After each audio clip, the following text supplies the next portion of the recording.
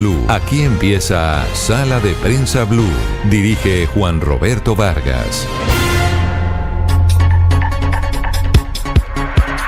A las 10 de la mañana, 9 minutos, los saludamos, le damos la cordial bienvenida a todos los oyentes que nos sintonizan a través de la señal de Blue Radio, de todas sus frecuencias, también a través de su señal en YouTube, y también a los televidentes de Noticias Caracol en Vivo, que a esta hora nos sintonizan para hablar de una jornada frenética, de unas horas intensas y de un momento histórico que tiene todo para analizar.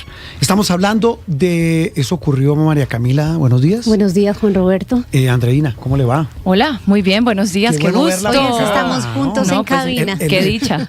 ¿Tenía Estados Unidos que meterse a Venezuela para que Andreina volviera a nuestra chama al estudio aquí de Blue Radio? No, les decía, hagamos cuentas. Estamos hablando de hace aproximadamente 30 horas que arrancó la operación, digamos, hacia la 1:30 de la mañana. Sí, 30 horas, algo más de 30 horas. Estaba en pleno desarrollo la operación, no solo de bombardeo, sino de extracción de Nicolás Maduro y su esposa. En Caracas, sí, una operación que duró 2 horas y 20 minutos del equipo de Fuerza Delta de los Estados Unidos, que el mundo está quizás entre esa posición de admirar ese poderío y ese músculo de fuerza de los Estados Unidos, pero también cuestionando lo que se hizo, porque a todas luces es una incursión en territorio de otro país. Y 30 horas después, Andreina, el tema es que hoy por hoy no hay ninguna certeza del futuro de Venezuela, del futuro político. No hay certezas. Ayer, sin embargo, tanto Donald Trump como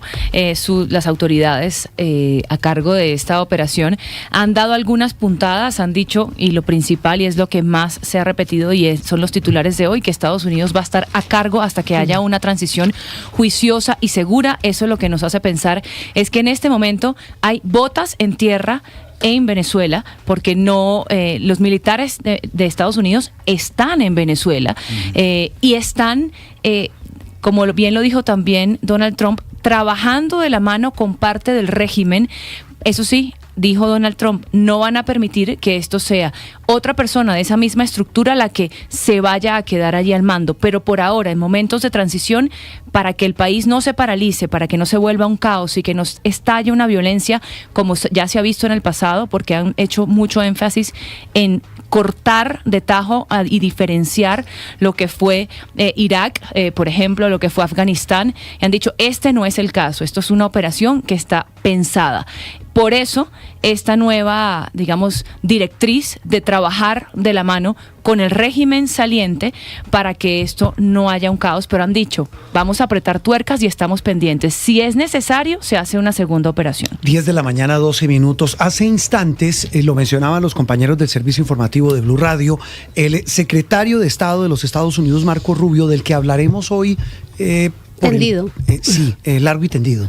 Porque el papel de este hombre ha sido fundamental y está siendo fundamental en este mapa, en esta hoja de ruta de la política exterior del gobierno de Trump, especialmente en América Latina. Pues habló y lo hizo con la cadena CBS, un programa dominical, La Cara de la Nación. Sí. Y ahí pues soltó unas puntadas interesantes. Juan Camilo Merlano en Washington, ¿cómo va? Juan Roberto, Andreina, María Camila, feliz domingo, y aquí seguimos en esta jornada que ha sido, ustedes ya lo dijeron, frenética. Sí, no, antes de hablar del análisis de todo lo que hemos vivido, creo que ninguno de esta mesa había vivido un hecho como esto, ¿no? No. Ni remotamente. Esto para mí ha sido lo más impresionante que me ha tocado vivir.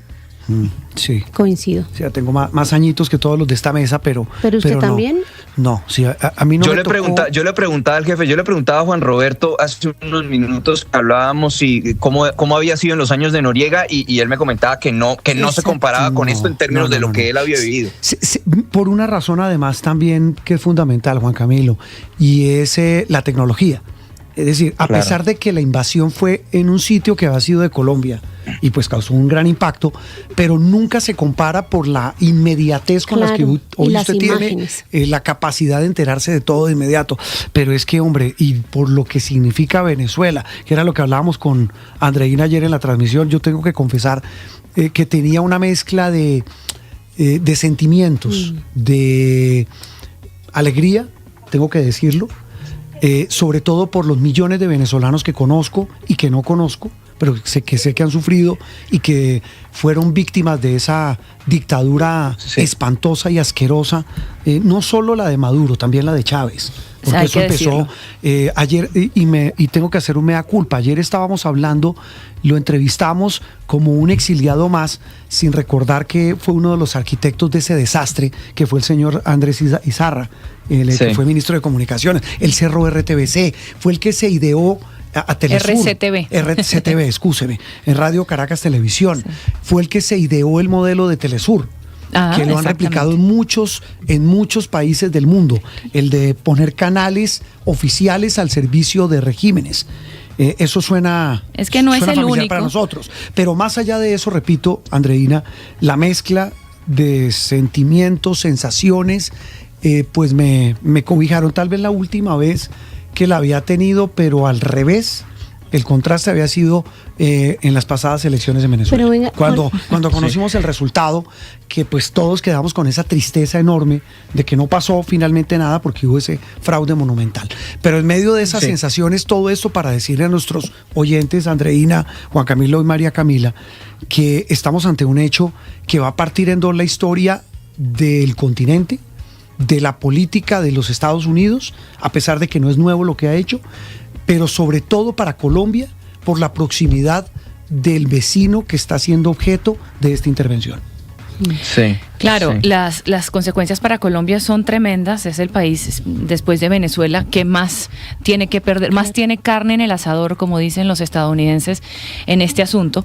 Pero también lo que usted decía es que el tema de Venezuela se convirtió en un tema regional. O sea, todos los países tienen algo que ver con el colapso de Venezuela. Aparte, ver un país democrático y próspero sucumbir de esa manera hizo ver en el espejo a gran parte de la región de qué es lo que puede pasar cuando uno no defiende sus instituciones, cuando uno no está vigilante de la democracia y bueno, por eso es que lo que está pasando ahora en Venezuela pues es tan diciente. Yo quiero saber las sensaciones de Andreina porque yo no hemos podido hablar un minuto después de la transmisión, ella se fue después de estar más de 8 horas en vivo, pero... 8 no, 13, sí, discúlpeme, le resté 15 y 5, perdón.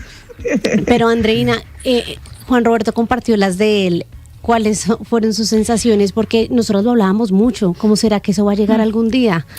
No, bueno, yo salí de la transmisión y todavía estaba, yo me negué a estar alegre o lo que sea, sino sencillamente estaba, porque los venezolanos estamos acostumbrados a vivir en un carrusel de emociones que después las cosas terminan en algo inesperado. Y como todavía, como bien dijimos ayer repetidas veces, la extracción de Maduro no significa el cambio de régimen del todo, yo todavía no estaba cayendo en la situación de lo que realmente pasó. Pero sí le debo decir que hoy lo que pienso es que el status quo en el que estábamos nosotros era tan terrible, lo que estaba viviendo Venezuela era tan terrible, que el hecho que no esté este personaje, lo que sea que venga, yo creo que va a ser mejor, así no sea el escenario ideal. No estamos viendo hoy a una María Corina Machado dirigiendo el país, que es lo que los venezolanos elegimos el 28 de julio. Eso no es lo que estamos viendo, seguro va a ser un proceso más largo. Sin embargo, lo que sea que venga tiene que ser mejor que lo que teníamos. Tenemos un país secuestrado. Ahora tenemos una potencia extranjera en nuestro territorio, que tampoco es un escenario ideal, pero pues... eso genera cambios y los cambios van a ser buenos porque lo que teníamos era Juan Camilo, insostenible. Sí, y frente a estas reflexiones que no suenan a tertulia personal, pero que no lo son, porque la idea y lo importante no es lo que nosotros pensemos, pero y de la mano de los analistas con los que vamos a conversar hoy, es tratar de descifrar eso que está diciendo Andreina, lo que viene para el futuro de un país como Venezuela, un país...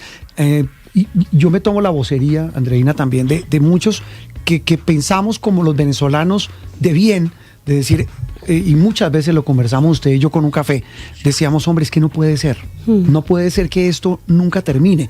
Yo tengo que confesar que cuando pasó lo que pasó en las elecciones el año pasado, dije, aquí no va a pasar nada. Y lo hablamos con Andreina y con María Camila.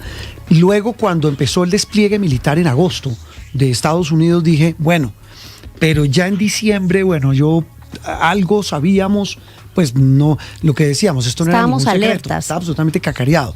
Lo que yo no pensaba es que fuera así, que Sí, terminara, es que es que el cinematográfico. desenlace fuera como terminó. Y de Por esa eso el manera. nivel de exaltación ayer a las 4:30 tal vez, cuando estábamos al aire en la cobertura especial, y llega el mensaje de El mensaje de Del Trump. presidente. en el que dice, y yo tengo que confesar que lo tuve que leer 3 veces. Claro, Sí, claro. sí. claro. Estaba capturado Nicolás Maduro. Pero bueno, dejemos las anécdotas, de las cuales seguramente hablaremos. Pero Juan Camilo, todo esto para resumir y yo creo que quien lo resume también hoy como manera de anécdota en un análisis muy profundo es el New York Times, Sí. que titula en su artículo "Trump hunde a Estados Unidos en una nueva era de riesgo en Venezuela", y hablan del anuncio que hizo el que más ha retumbado de la rueda de prensa de ayer, Sí. de Donald Trump, en el que hablaba de cómo se va a manejar a Venezuela. ¿Ahora Sí, qué? ¿Ahora sí. qué? Y decía que Estados Unidos planea controlar a Venezuela. Es que tengo aquí la frase anotada. Él dijo textualmente... It's gonna run the country. Claro, Estados Unidos va a exacto. dirigir, que también se puede "We are interpretar como run va a the country, gobernar. nosotros vamos a manejar a Venezuela". Sí, Cuando él sí, dijo sí, eso, sí. yo dije, miércoles, esta vaina, ¿cómo así? Y creo que el mundo Sí. entero, incluyendo por supuesto a los venezolanos, pues fue la pregunta, ¿cómo así?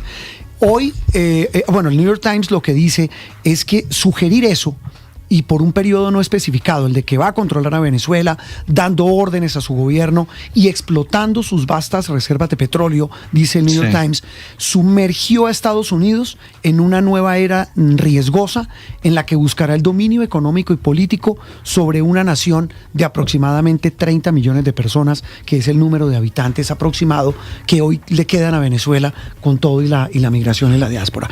Hoy, Marco Rubio dio puntadas, como dando a entender que viene. Yo no sé, y quiero oírlo primero usted, Juan Camilo, y luego Andreina, para tratar de entender lo que dijo. ¿Hacia dónde va ese manejo de Estados Unidos de Venezuela?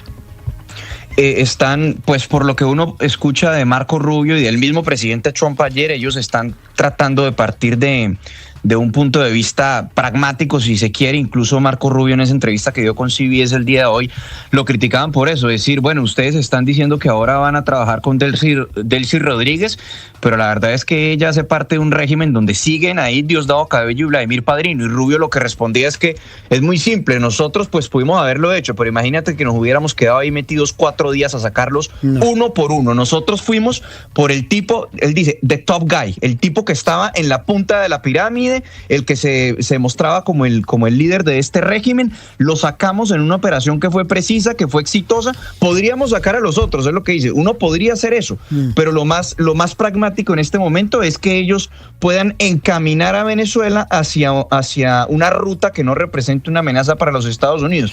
Y le preguntaban qué significa eso de que Trump ahora va de que Estados Unidos ahora va a manejar Venezuela, y ellos lo tratan de explicar desde el punto de vista en que Estados Unidos tiene unos intereses ahí porque hay una amenaza para la seguridad nacional de los Estados Unidos, y Venezuela tiene que sacar a grupos terroristas como FARC, como el ELN, como Hezbollah, que han operado en territorio venezolano, así como también tienen que garantizar la provisión de petróleo que se ha expulsado en anteriores años a compañías estadounidenses. Sí. Y menciona que sí, que ellos se guardan la prerrogativa de poner tropas en terreno cuando el presidente lo considere, si es que él cree que hay una amenaza para la seguridad nacional del país. Sí, Andreina, y ahí en esa misma entrevista que concede a CBS, a Face the Nation, en CBS News, Rubio dice una frase que la había repetido ayer Trump, pero entendiendo o tratando de entender o de descifrar lo que viene. Vamos a juzgar todo lo que hagan y vamos a ver qué hacen, hablando de los que quedan en el poder. Pero yo no logro entender eso después de escuchar a esta señora Delcy Rodríguez anoche diciendo, no, es que hay que exigir, el presidente de Venezuela es Maduro, hay que exigir su liberación, pero nosotros no nos vamos a someter, claro, de dientes para afuera. Muchos dicen que ella habló allí fue para a lo que queda del chavismo, claro, y que habló para el público interno más que para afuera. Y el mismo Marco Rubio en la entrevista. ¿Algo hoy para ese público cuando tiene encima un nuevo jefe? Llamémoslo así. Claro, de hecho Marco Rubio en la entrevista dice que ella o sea, eso, que los van a mirar de cerca, pero dice que el tipo que estaba antes, es decir, Maduro, era un tipo que rompió todas sus promesas, rompió todos sus pactos, que ninguna negociación cumplió con lo que se comprometía y que ahora están así, y que burló a la administración Biden además, y que ahora esta es una nueva apuesta, pero que están mirando muy de cerca. Obviamente, o sea, ella puede decir lo que sea. Porque también hasta dijo misa, Rubio, una cosa es lo que digan públicamente y otra cosa es lo que nosotros estamos conversando pero con ella. Pero entonces estaríamos ante una pantomima. Sí, y de hecho nuestro invitado de ayer, Roberto Denis, gracias, lo dijo claramente. Él dice, eso es un juego en el que estamos viendo las cartas de frente, pero atrás está pasando demasiado. Y lo que ella dijo era que iba a cooperar, que ella quería ser la cabeza y ya juramentó como presidenta de Venezuela. Y súmele algo más, Juan Camilo, no sé si lo mencionó hoy Rubio en su entrevista, es el tema del petróleo. La palabra más mencionada de la rueda de prensa de ayer de Trump fue esa, petróleo. Que van a sacar la riqueza del suelo venezolano. Sí. Y que se la vamos a dar al pueblo venezolano, pero también a los estadounidenses que nos han robado, era lo que decía. Una compensación. Sí, pero al margen de eso, Juan Camilo, y ya si quieren un rato hablamos del proceso de Maduro, iba a decir de Trump, de Maduro. Pero para terminar en este tema, no se sabe hoy en Washington quién va a ser la voz cantante, o será Rubio el que va a hablar todo. Excúsenme a ver si estoy entendiendo. Va a llamar todos los días a Delcy Rodríguez y le va a decir, bueno, ¿cómo vamos? ¿En qué estamos? ¿Qué hicieron hoy? Sí. ¿Qué pasó con tal cosa? ¿Por qué no están haciendo esto? Es decir, ¿quién va a ser la voz cantante del gobierno de Trump frente a este sistema o régimen aparentemente de transición en Venezuela? Sí, Marco Rubio es quien va a liderar todas esas conversaciones. Ahora, él se apoyará en otros funcionarios. Por ejemplo, recuerden ustedes que John McNamara también es director de la oficina para Venezuela, que está allá en Colombia. Para cuestiones operativas, pues John McNamara también jugará un papel ahí, pero esto lo va a liderar Marco Rubio. Y a Marco Rubio le preguntaban, eso que ustedes comentaban del petróleo, pues Trump mencionó la palabra petróleo, fueron exactamente 20 veces, y le preguntaban a él si es que, bueno, entonces esto fue por el petróleo, y él muy claramente dice, no, aquí no fuimos por el petróleo, sino por un narcoterrorista que ha ido en contra de este país durante más de una década, 15 años, esto era una amenaza para la seguridad nacional de los Estados Unidos. Y también dijo que es absurdo pensar que Maduro lo sacan y que a las 24 horas todo va a estar distinto en Venezuela y que se van a convocar nuevas elecciones, que esto tiene que pasar por un proceso naturalmente, que eso es en el que ellos van a tratar de ayudar. Sí, mire, dice el Times en este artículo, tratando de entender lo mismo que estamos. Entonces dice, mire, el señor Trump y sus principales asesores de seguridad nacional evitaron cuidadosamente describir sus planes para Venezuela como una ocupación, similar a lo que hizo Estados Unidos tras derrotar a Japón o derrocar a Saddam Hussein en Irak. En cambio, esbozaron vagamente un acuerdo similar a una tutela. Estados Unidos ofrecerá una visión de cómo debe gobernarse a Venezuela. Y lo dijo Rubio en la entrevista. Dijo, vamos a estar pendientes de cómo trabajan, y cuando lo hagan mal tenemos palancas de presión. De hecho, Trump dijo ayer, podemos hacer una operación mucho más grande que la que hicimos en las últimas horas. Exacto. Sí, una segunda ola mucho más poderosa, era lo que decía él. Pues naturalmente aprovechando el éxito reciente del primer ataque. Juan Camilo, para dejarlo, porque sé que está corriendo también con todo lo que tenemos de cubrimientos, hablemos ahora sí rápidamente de lo que pasó con Maduro en las últimas horas. Las imágenes casi... alguien me escribía poéticas de su llegada a Nueva York, el sobrevuelo de los 3 helicópteros frente a la Estatua de la Libertad, la señora sin esposas. Sin esposas. O sea, sin esposas, Cilia Flores. Este hombre bajándose, levantando los dedos de la mano, diciendo buenas noches, Happy feliz New año, ¿qué hay de nuevo, Cilia? Es decir, ¿qué se ha sabido? ¿Qué podemos contar de este operativo de traslado de Maduro? Pues durmieron en el centro metropolitano de detención de Brooklyn, que es un centro que ha sido calificado como con condiciones bastante cruentas, si se quiere.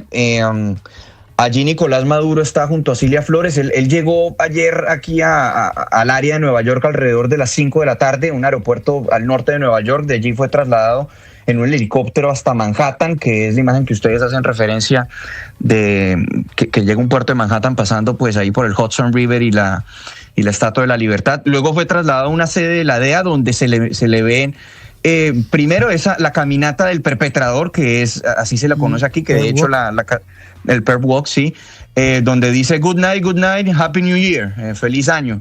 Y también se le ve cuando lo bajan de un vehículo blindado y parece que está arrastrando una pierna y que hace como signo de dolor, como que al parecer estuviera... No, y se alcanza a oír, él dice esto. Sí, hace ay, una queja. Sí. Exacto, hace una queja y se le ve ahí, y también después le pregunta a Cilia que ¿cómo es que se dice, Cilia? Good night, sí. Y Cilia le responde, sí, good night. Ellos de allí fueron trasladados al centro de detención de Brooklyn, y se espera hasta ahora que la primera audiencia, que es una audiencia de arreglo donde se presentan los cargos y se define si se declara culpable o no culpable, sea, si no es mañana, fijo si es esta semana, pero el juez que va a presidir esa audiencia es Alvin Hellerstein, quien es un juez que ya ha presidido casos, por ejemplo, de Juan Orlando Hernández, que fue el expresidente de Honduras. ¿Ese no es el mismo del Pollo Carvajal? Sí, señor, Pollo Carvajal y Cliver Alcalá Cordones. Por eso también tiene este caso, porque él conoce ya el proceso. Y sobre qué fiscal recae esto, el fiscal que lidera la acusación es Jay Clayton, quien es el fiscal general para el Distrito Sur de Nueva York, quien es el fiscal que lidera, pero naturalmente él se apoyará en otra serie de fiscales que lo ayudarán en el marco de todo el proceso, que si se va a juicio, pues esto no es que vaya a ser en el futuro próximo, puede demorarse meses e incluso un año. Sí, eso ya será parte como de estos eternos paisajes a los que estamos acostumbrados cuando vemos a un preso famoso ante la justicia americana. Pues Juan Camilo, quedamos muy pendientes de lo que siga pasando en el curso del día y de las horas, porque pues habrá que esperar que pase algo y habrá que esperar que la Casa Blanca o el Departamento de Estado digan algo más, además de lo que pasa con Maduro, de lo que va a pasar con Venezuela. Yo creo que esa es la clave ahí. Un abrazo y volvemos a hablar pronto. Claro que sí, un abrazo, feliz.